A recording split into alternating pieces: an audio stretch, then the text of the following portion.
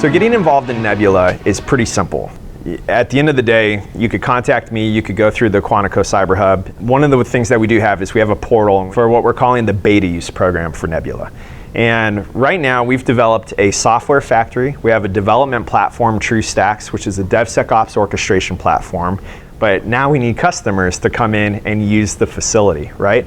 So through the beta use program on our website, you could sign up, we could start having that conversation.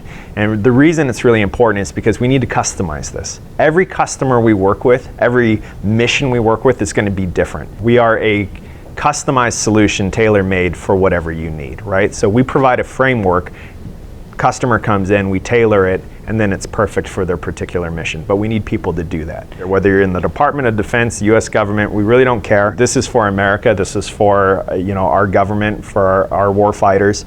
So get in touch with us, figure out how you can come in here, you can use the space, you can use our tools, you can use our technology, and we can get you up and going with what you need to be successful, so we can get to the end goal, which is innovating the DoD and creating more software factories.